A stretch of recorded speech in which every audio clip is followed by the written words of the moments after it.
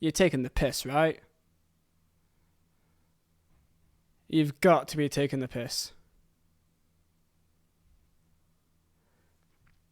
You know the title.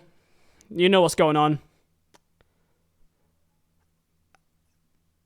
I think we are all kind of feeling the same thing right now, unless if you are actually mentally insane and just completely fucked in the head.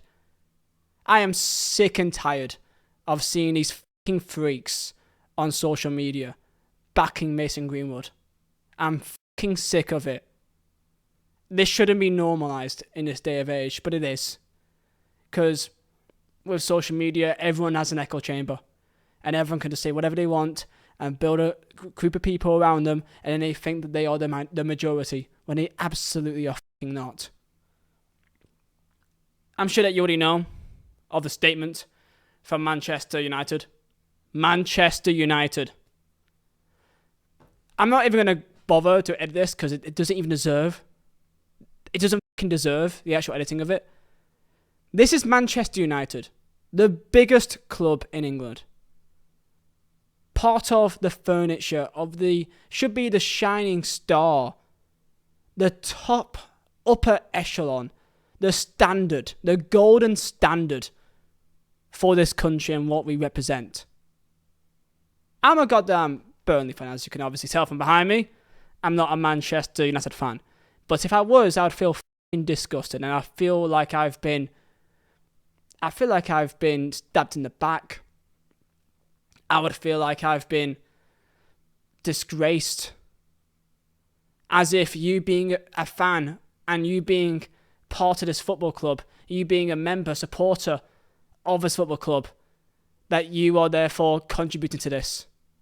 That's what I would feel like. Of course, it's not your fault. You didn't make this. You didn't make this decision. But I would feel f***ing sick if I was a Manchester United fan, even more so than I already do. Now, of course, the statement itself is pathetic.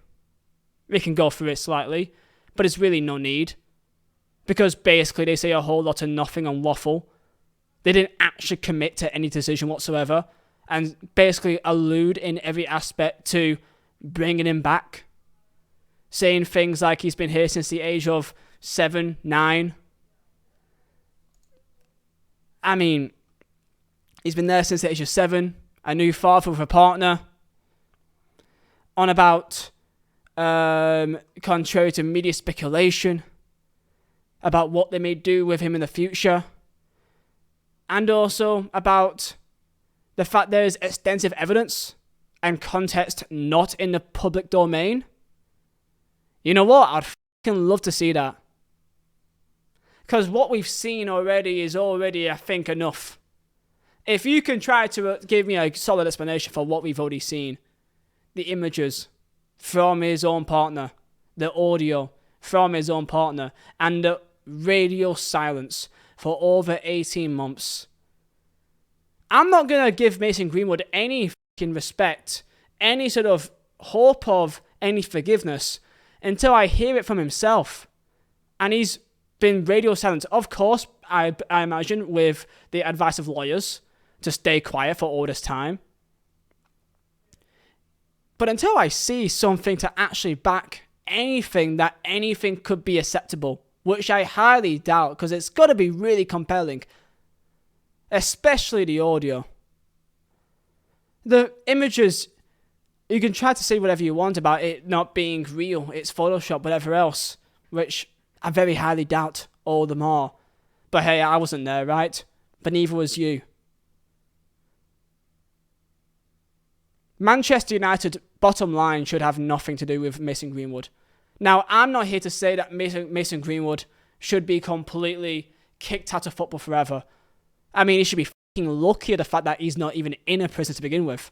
But because he's got money, he's got stature, he can get away with it. Just like a lot of these fucking big people can. That's the bottom line of it. That's the truth. He should be grateful for that, for the fact that he's not in a prison cell right now. For the fact that he's not in the system right now. But because of who he is, his partner, a lot of rumours about her father, not going to go into that even really, but there's rumours out there. But hey, I guess it depends on who you believe. Fact is, yes, to the court system, he is an innocent man. In the eyes of the law, he is innocent. Not because he's been found innocent. He's not been found not guilty. Just to the fact that the case has dropped due to a lack of witnesses, due to a lack of basically the woman involved, which of course wants to now remain anonymous, and she deserves that. I'm not here saying that Mason Greenwood should never play football ever again. That's what I would like to happen, but I know that's not gonna happen because he's still an asset. He's still valuable. You think that this decision was made based on morals and ethics? No, it's been made based on finances, assets. These are assets that was once worth over 100 million, and they still think that he could be worth something much more than what they could if you get rid of him now. The correct choice, simply put, and it's very simple. They go to Mason and say, is that you in our audio? If he says yes, then there you go. That should be as simple as that. Is that you in our audio saying all that heinous shit? Yes, it was. There's no buts. There's no but this and what if, and there's nothing else around it. Is that you? Yes. Okay, pack your bags. Because if this was anyone else, if it was a player that wasn't valued at a highest level, if this was a lower standard player in a team, a squad player in a team, you think that he would be protected like this?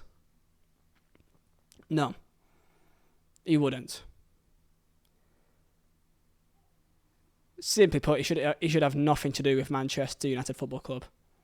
Manchester United Football Club should have a much higher standard than this. And I know they've had their history. But come on now. Come on. Let's live in the real world now. I've seen people make samples, comparisons. Man City with Benjamin Mendy. Thomas Partey with Arsenal. And the way that I see it, his partner completely screwed this entire situation up for Mason Greenwood. Because in reality, the accusations that Thomas Partey had, because of the lack of really any evidence put in the public domain, I believe there were some Snapchat conversations, and that was predominantly only it. If more was put out from that, the same thing would be happening with Arsenal and Thomas Partey.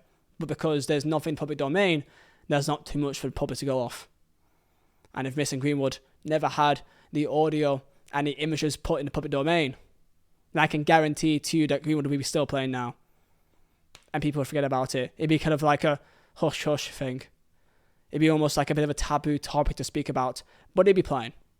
But because it's all put out in public, the images, the audio, you already know what I'm on about. The fact that's still out there. And you can still see it to this day. You can't get around that. You can't. Unless you have some really compelling evidence that is not him behind it. Then he simply cannot play for a club of the stature of Manchester United. If you want to get rid of him, get rid of him. Loan him. If you want to try to get some value off him, please, to the love of God, at least loan him. So I can at least somewhat understand. And the fact that they haven't even got the balls to back it. Put out this fucking nonsense statement out. A bunch of jargon. About all this investigation. You've had all this time. So much time. Apparently it's been ongoing for almost a year now, because the case got dropped back in February 23rd, 2023, and you know they were continuing it beforehand. You've had all this time, and you still haven't come to a decision. And everything is leaning towards they're bringing him back. And I'm sick and tired of these fucking randoms on Twitter and on social media backing him. I'm sick of it. It's so f***ed. He's a father now. Okay. His partner's forgiven him. Okay. That still doesn't mean he should play for Manchester United for me. Go play in Saudi Arabia. Go play wherever you want to. I'm sure they'll have you. United should be better than this. And my good Lord, they have dragged their fucking name through the mud here. I'm at a loss for words. And no matter what they do now, if they do end up not playing him and he's no longer part of the club, for me it's now irrelevant. Because from this alone, they've made a very simple decision and they've dragged it out so long that you can tell what their real thoughts are. They've shown their true colours here.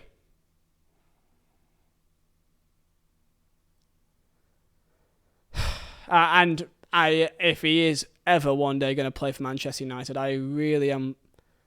It's going to be some day to see the fans' reaction to that. I know that people say that fans are a bit naive, that they'll just support any player, no matter what they've been accused of, no matter what they've actually done. That fans are just stupid, and as long as they score goals, then they'll still support you. I don't know if this is that situation. I don't think it will ever be that situation. I think the difference between the actual match-going fans and the fans online all across the world is different. And I still don't know exactly what they have to gain from this. Financially, maybe. But surely they'll take a big hit. Or will they not? What will their sponsors be fine with it? Reputation-wise, do they care about the fans? I don't think they do anymore. And ethically and morally, well, we've seen with football recently more than any other time, but we've seen it before in the past, that morals and ethics don't really matter as long as you win or make a lot of money. The sport's dying here, lads. Honestly, the sport is dying right in front of our very own goddamn eyes. It's genuinely, yeah. Greenwood will play for Manchester United again. Even though it's not been fully confirmed now, he will. Because if he wasn't, then he wouldn't go through all this. But Jesus Christ, man. Jesus Christ. Tell me thoughts down below.